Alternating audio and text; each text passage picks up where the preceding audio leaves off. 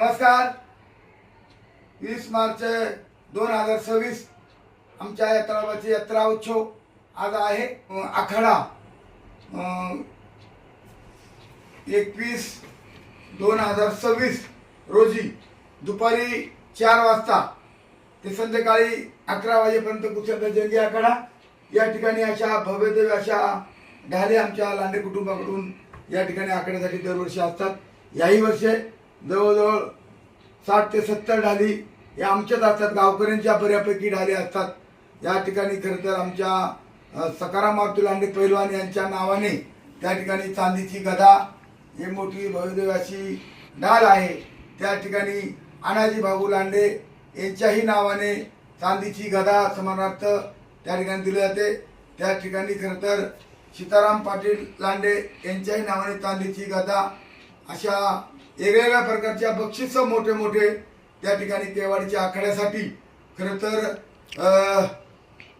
या ठिकाणी आखाडा शनिवार दिनांक 21/2026 रोजी या ठिकाणी सर्व पैलवानांना मी आवाहन करतो की सर्व पैलवानांनी मोठ्या संख्येमध्ये उपस्थित राहावा. त्या ठिकाणी मोठ्या मोठ्या कुस्त्या अशा लावल्या जातात. शेवटची कुस्ती सकाराम केसरी माजी कैलासवासी सकाराम मारुती लांडे यांची शेवटची कुस्ती 1,01,000 आणि खरं तर एक भव्यदिव्य अशी ढाल चांदीची गदा अशा प्रकारच्या मोठ्या मोठ्या ढाली त्यामध्ये आणि काही गावकऱ्यांच्या वतीनं त्या ठिकाणी अनाजी भाऊ लांडे असेल, सीताराम पाटील असेल, त्यांच्या एक चांदीच्या गदा आणि वेगवेगळ्या लोकांचे त्या ठिकाणी बक्षीस मोठ्या मोठ्या प्रमाणामध्ये आहेत. खरं तर सर्वात आधी वर्गणी रामदास सकाराम लांडे मुंबईकर यांनी खरं तर 11,000 रुपयाची वर्गणी अशा अनेक वर्गण्या उद्या त्या ठिकाणी जाहीर होतीलच. आदरणीय बाळ लांडे पैलवान यांची पण वर्गणी 5,000 रुपये आलेली आहे. अशा प्रत्येकाचा उद्याला आम्ही बाईटमध्ये सांगूच.